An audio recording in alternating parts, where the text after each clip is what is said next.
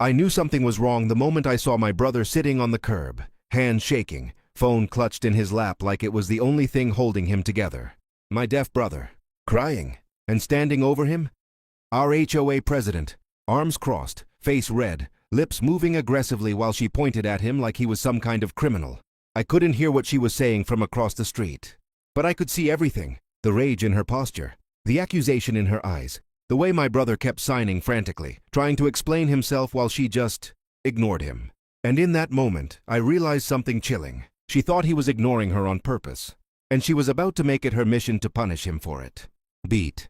Let me rewind. My name is Daniel, and my younger brother, Eli, is 22 years old. He's been deaf since birth. Not hard of hearing, fully deaf.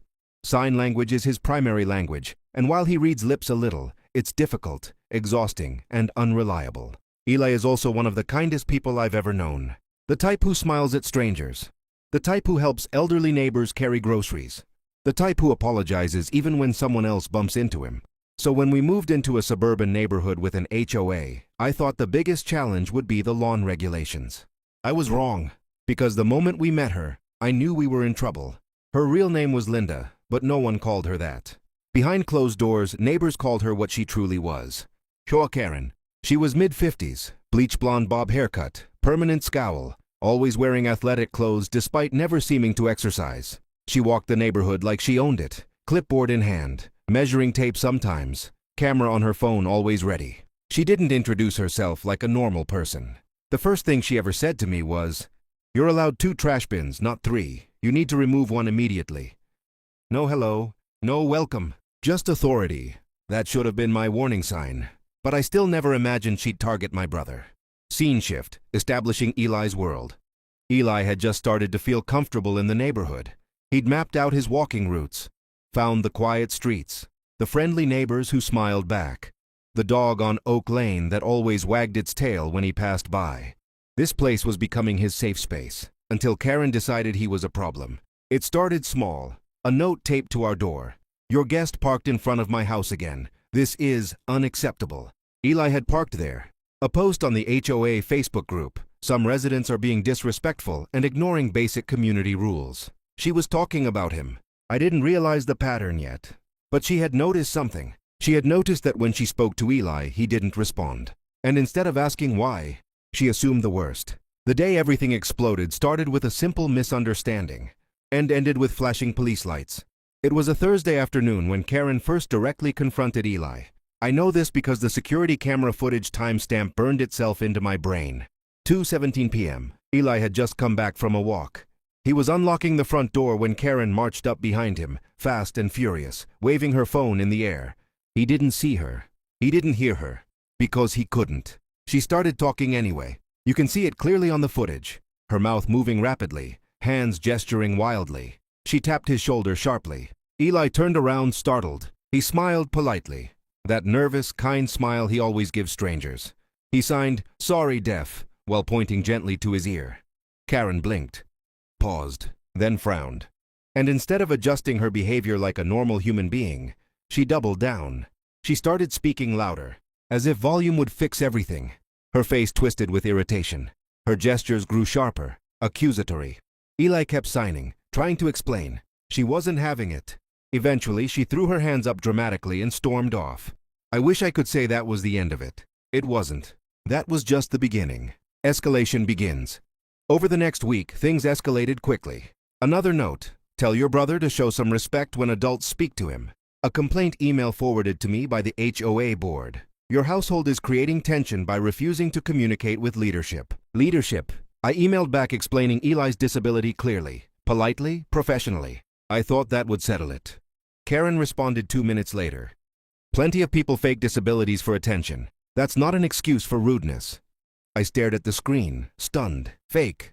She thought my brother was faking being deaf, and now she was angry that he wouldn't perform normalcy for her comfort. Emotional shift. Eli started withdrawing. He stopped going on his evening walks.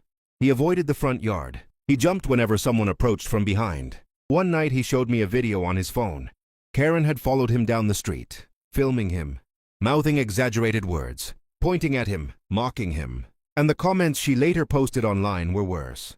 "This young man is disrespectful." won't answer when spoken to.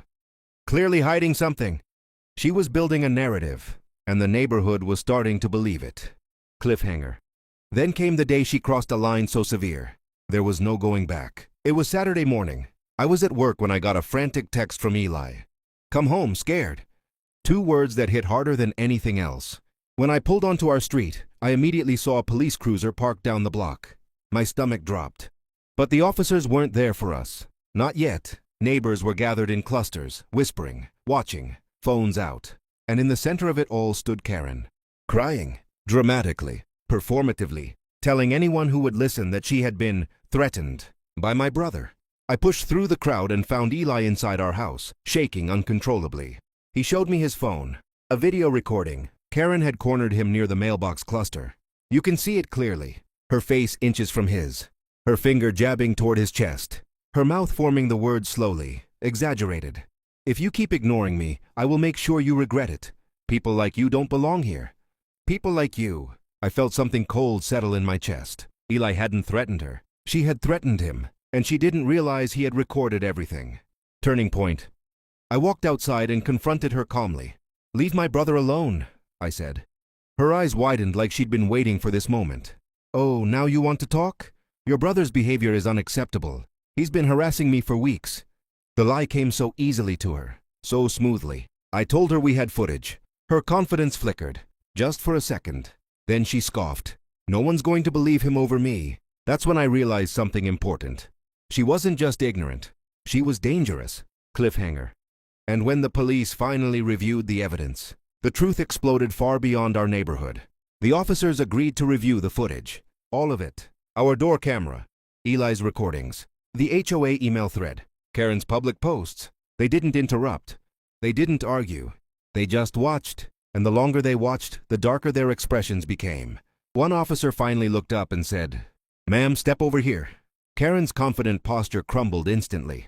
They explained calmly that threatening behavior, harassment, and discriminatory conduct were serious matters.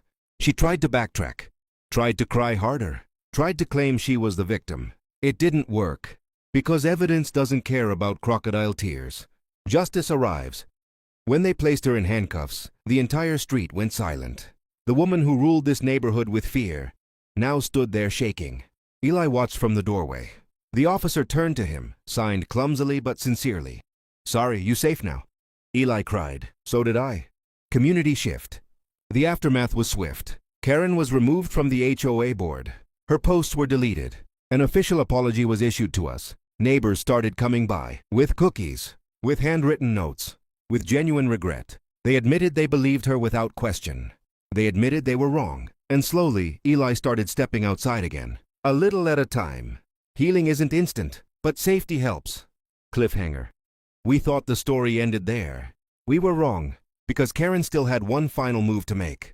A week later, Karen posted a video online. A victim video. Tears, filters, dramatic captions, claiming she was unfairly targeted, silenced, and canceled. The comments were mixed. Some believed her, some questioned. So we made a decision. We posted the truth, all of it, with captions, with context, with Eli's permission. We explained his story, his life, his disability, his humanity. The video spread faster than anything I've ever seen. Thousands of shares, hundreds of thousands of views, strangers flooding the comments with support for Eli. Deaf creators stitching the video, telling their own stories. Educators using it as an example of why accessibility and empathy matter. Karen's narrative collapsed overnight. The internet saw the truth. Resolution. Eli didn't ask for attention, but what he gained from it was something he'd lost. Confidence. He started going on walks again. He started smiling at neighbors again. He started living without fear again. And the neighborhood? It changed. HOA policies were updated. Disability awareness training became mandatory. A community ASL workshop was scheduled. Out of something cruel came growth. Closing reflection. Here's the thing about people like Karen. They thrive on silence, on misunderstanding, on power without accountability. But the moment light hits their behavior, it crumbles. My brother was never the problem. The real problem was a world that didn't listen. So we made them listen. And we're not done yet.